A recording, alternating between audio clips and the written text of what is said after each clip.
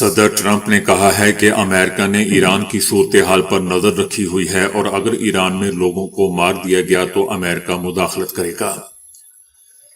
صدر ٹرمپ کا کہنا ہے کہ ایرانی حکومت نے سالوں سے اپنے عوام کے ساتھ برا سلوک کیا ہے۔ ایرانی حکومت آج اپنے عوام کی جانب سے اس کو جواب مل رہا ہے۔ صدر ٹرمپ کا کہنا تھا کہ مداخلت کا مطلب یہ نہیں ہے کہ ایران میں ہم فوج اتار دیں گے۔ ان کا کہنا تھا کہ ایران اس وقت مصیبت میں ہے۔ مجھے ایسا لگتا ہے کہ ایران کے کچھ شہروں پر لوگ قابض ہیں۔ صدر ٹرمپ نے اس موقع پر ایک بار پھر پاک بھارت جنگ کا ذکر کرتے ہوئے کہا کہ پاکستان اور بھارت سمیت 8 جنگیں رکوا چکا ہوں۔ پاک بھارت جنگ میں 8 طیارے مار گرائے گئے۔ پاکستانی وزیر اعظم نے کہا کہ صدر ٹرمپ نے 10 ملین جانیں بھی بچائیں۔ ترکیہ پاکستان اور سعودی عرب کے درمیان موجود باہمی دفاعی معاہدے میں شمولیت کا خواہش مند ہے، جس سے مشرق وسطیٰ اور اس سے آگے ایک نیا سیکیورٹی اتحاد دوستو وجود میں آ رہا ہے اور طاقت کے توازن میں تبدیلی آ رہی ہے۔ ان تینوں کے درمیان مذاکرات ایک اعلیٰ مرحلے پر پہنچ چکے ہیں اور معاہدہ ہونے کے بالکل قریب ہے۔ جیسا کہ ہم جانتے ہیں کہ پاکستان اور سعودی عربیہ دونوں ممالک کسی ایک حملے کو دونوں کے خلاف جارحیت تصور کیا جائے گا کے معاہدے پر دستخط کر چکے ہیں۔ انٹرنیشنل میڈیا بلومبرگ کا بھی کہنا ہے کہ اس اتحاد کی توسیع منطقی ہے کیونکہ جنوبی ایشیا، مشرق وسطیٰ اور حتیٰ کہ افریقہ میں ترکیہ کے مفادات سعودی عربیہ اور پاکستان سے ہم آہنگ ہیں۔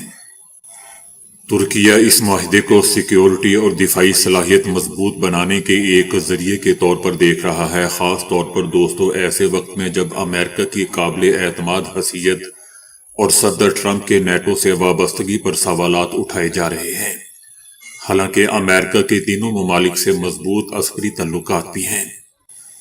اس اتحاد میں سعودی عربیہ کی مالی طاقت، پاکستان کی جوہری صلاحیت، بیلسٹک میزائل اور افرادی قوت، جبکہ ترکیہ کا عسکری تجربہ اور ترقی یافتہ دفاعی صنعت شامل ہے۔ بلومبرگ کا کہنا ہے کہ جب امریکہ خطے میں اپنے اور اسرائیل کے مفادات کو ترجیح دے رہا ہے تو بدلتی صورتحال اور علاقائی تنازعات کے اثرات ممالک کو نئے اتحاد اور سیکیورٹی میکانزم بنانے پر مجبور کر رہے ہیں۔ انٹرنیشنل میڈیا بلومبرگ کا دوستو یہ بھی کہنا ہے کہ اگر ترکیہ اس اتحاد میں شامل ہوتا ہے تو یہ سعودی عربیہ کے ساتھ تعلقات میں ایک نئے دور کی نشاندہی کرے گا۔ برسوں کی کشیدگی کے بعد دونوں ممالک اقتصادی اور دفاعی تعاون کو فروغ دے رہے ہیں اور اسی ہفتے ترکی میں پہلا بحری اجلاس بھی منعقد ہوا۔ اور دوستو میں یہ بھی بتاتا چلا جاؤں کہ سعودی عربیہ اور ترکی دونوں ایران کے حوالے سے درینہ خدشات رکھتے ہیں اور طاقت کے استعمال کی بجائے سفارتی روابط کو ترجیح دے رہے ہیں۔ بلومبرگ کا یہ بھی کہنا ہے کہ ترکیہ پاکستان نیوی کے لیے جنگی جہاز تیار کر رہا ہے اور پاکستان فضائیہ کے F-16 طیاروں کی اپ گریڈیشن میں بھی شریک ہے۔ اس کے علاوہ ترکیہ دونوں ممالک کے ساتھ ڈرون ٹیکنالوجی بھی شیئر کر رہا ہے۔ یہ 3 ملکی دفاعی مذاکرات پاکستان اور بھارت کے درمیان مئی میں ہونے والی 4 روزہ فوجی جھڑپ کے بعد طے پانے والی جنگ بندی کے تناظر میں سامنے آئے ہیں۔ ترکیہ دوستو پاکستان کو دوسرا بڑا اسلحہ فراہم کرنے والا ملک ہے جو پاکستان کی مجموعی اسلحہ درآمدات کا 11% بنتا ہے۔ افغان مبصرین نے طالبان رجیم کے لیے 2025 عالمی تنہائی اور سفارتی ناکامیوں کا دوستو سال قرار دے دیا۔ ان کا کہنا تھا کہ افغان طالبان رجیم نے نہ صرف اپنے اتحادی بلکہ اپنی ساکھ اور بین الاقوامی جواز بھی کھو دیا۔ ان کا یہ بھی کہنا تھا کہ بھارت سے دوستی کے شوق نے ہمسایہ ممالک پاکستان، ازبکستان، تاجکستان اور ترکمانستان اور ایران سے کشیدگی میں بھی اضافہ ہوا، جبکہ بین الاقوامی فوجداری عدالت نے انسانیت کے خلاف جرائم پر سینئر طالبان کمانڈرز کے وارنٹ گرفتاری بھی جاری کیے۔ افغان مبصرین کا کہنا ہے کہ افغان طالبان رجیم اپنے اقتدار کو طول دینے کے لیے بے بنیاد دعووں سے دنیا کو گمراہ نہیں کر سکتی۔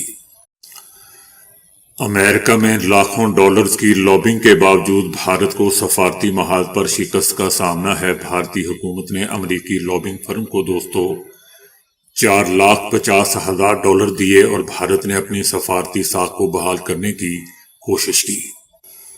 دوسری جانب بھارتی میڈیا کا کہنا ہے کہ آپریشن سندور میں بھارت نے لابنگ کے ذریعے صدر ٹرمپ کی انتظامیہ سے رابطے شروع کیے اور بھارتی وفد نے امریکی انتظامیہ سے ملاقاتوں کے لیے لابنگ فرم کی مدد لی۔ بھارتی میڈیا کا یہ بھی کہنا ہے کہ بھارت نے 2 لابنگ فرمز کو بالترتیب $1.8 ملین اور $75,000 سماہی پر ہائر کیا، لیکن بات نہیں بن سکی۔